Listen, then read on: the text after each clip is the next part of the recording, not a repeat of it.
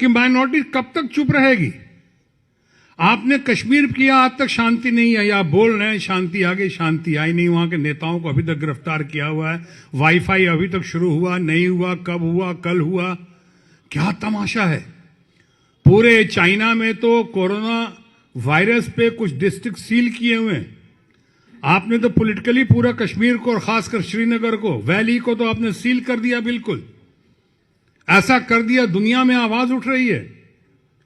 आप European union के लोगों को बुलाते हैं यहां पे, उनको दामाद की तरह लाकर दिखाते हैं यहां पे, और आप उन्हीं लोगों को ले जाते हैं जो आपके गीत गा सकें, और सेलेक्टेड जगह पे दिखा रहे हैं उनको। पूरा कश्मीर घूमने नहीं दे रहे हैं, श्रीनगर।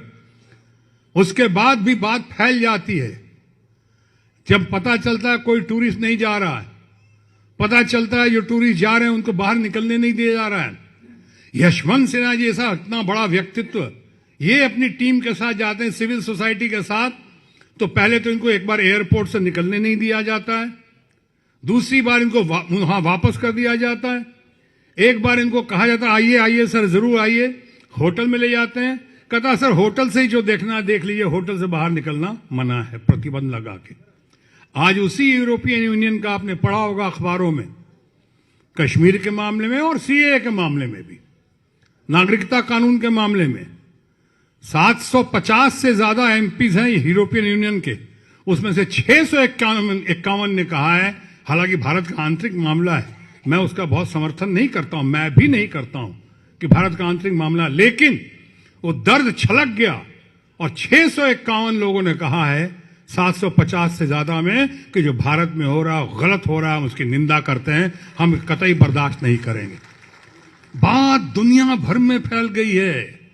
अभी आपने देखा होगा परसों बिलियनर सोरस डावोस के इकोनॉमिक फोरम में कहा उसने कि हिंदुस्तान में डेमोक्रेसी को बहुत खतरा है, हिंदुस्तान में बहुत ज्यादती हो रही है, धर्म के आधार पे बांटा जा रहा है, लोग एक दूसरे को शक की दृष्टि से देख रहे हैं, लोग खुश नहीं हैं। और डेमोक्रेसी की बात की तो एक दो बातें और बता दूं आपको, क्योंकि आप लोग युवा पीढ़ी के ज्यादा लोग हैं तो आपको ज्यादा समझना बहुत जरूरी है।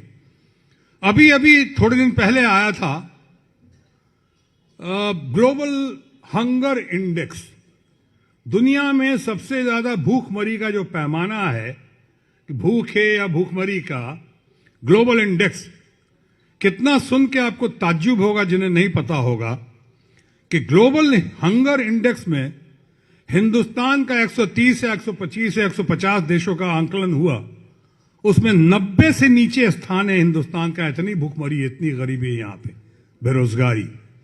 और पाकिस्तान भी हमसे ऊपर है, पाकिस्तान हमारे से ऊपर है, करीब 80 के करीब, 70-80 के बीच में है। बांग्लादेश हमसे बहुत अच्छा है, 60-65 के बीच में है, हिंदुस्तान 90 से नीचे। कितने शर्म की बात है या कितने दर्द की बात है।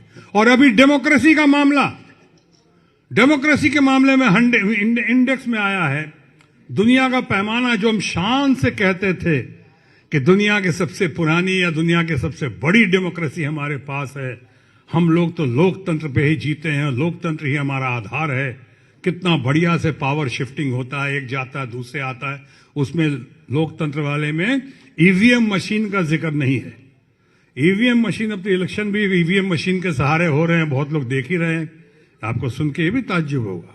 सुप्रीम कोर्ट में 547-48 सीटों जो जीती गई हैं, उसमें से 347 या 350 के करीब ये ईवीएम मशीन का या मैल फंक्शनिंग का, या आप जो कहते हैं डिस्क्रिपेंसीज, 10% से लेकर 50% तक का डिस्क्रिपेंसीज पाया गया है।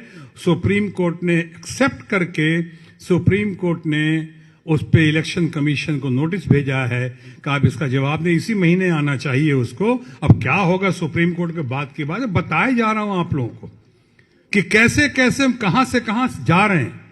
जरा गौर कीजिएगा, डेमोक्रेसी के जिसमें हिंदुस्तान को हमेशा नाज रहा है और नाज होना भी चाहिए, हिंदुस्तान का नंबर आज 51 हो चुका है। 10 में नहीं है, 20 में नहीं है, 50, 30 में नहीं है, 50 में नहीं है, स्लिप करते हुए 51 में आ गए। ये डेमोक्रेसी है हमारी, इसकी बात कर रहे हैं। और उसके बाद 1 man show and 2 man army, अपने अहंकार, अपने दम के आधार पे जो चाहे कर देंगे। बिल कोई भी पास करा दे, जनशक्ति उनके पास है नहीं। अब तो सिर्फ धन शक्ति है और धन शक्ति के आधार पे काम किए जा रहे हैं। आखिर कब तक, जो मैं कह रहा था माइनॉरिटीज के बारे में बोलते, कब तक वो चुप रहेंगे? चुप तो रहे वो, नोटबंदी पे चुप रहे, वही बहुत सफर किए, गरीब लोग बहुत सफर किए। अब उसके बाद आप 370 पे चुप रहे, राम मंदिर पे चुप रहे, लोग कह रहे हैं सब चाहे चुप। अब ये कर दिया कि उनको खतरा पैदा कर दिया, और उनको ही खतरा नहीं पैदा किया है, आपने सबसे ज्यादा खतरा पैदा कर दिया है, शायद उनसे भी ज्यादा, अपने गरीब परिवार पे, अपने दलितों पे, अपने पिछड़ी जाति के जिन्हें आप लोग कहते हैं, इन लोगों पे। जरा सोचिए, जो बिहार से है कि उत्तर प्रदेश से है, ये कहीं बाढ़ आ गई, कहीं भूकंप आ गया, कहीं जलजला आ गया, और डॉक्यूमेंट्स कहां से ढूंढेगा? ये अपने पिताजी और दादाजी का डॉक्यूमेंट तो ला नहीं सकते हैं। आप में से कितनों के पास होगा जो पिताजी का और माताजी का डॉक्यूमेंट होगा? अपना ही नहीं मिलेगा अभी, कई साल पहले का। हाँ प्रणाम। तो ये अपना ही नहीं मिलेगा इनको। अब ये डॉक्यूमेंट्स की बातें हो रही हैं, आप उनको दूर करने की बात कर रहे हो, आप डरा रहे हो उनको।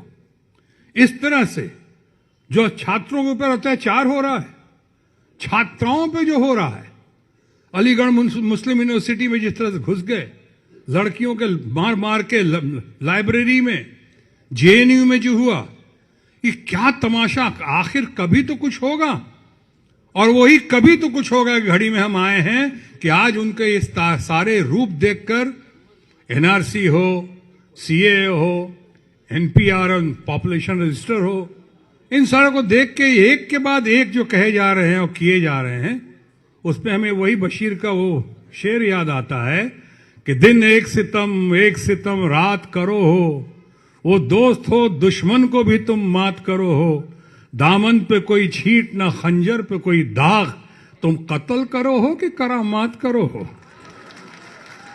बहुत हो गया, खामोश, अब नहीं चलेगा, बर्दाश्त के बाहर हो रहा।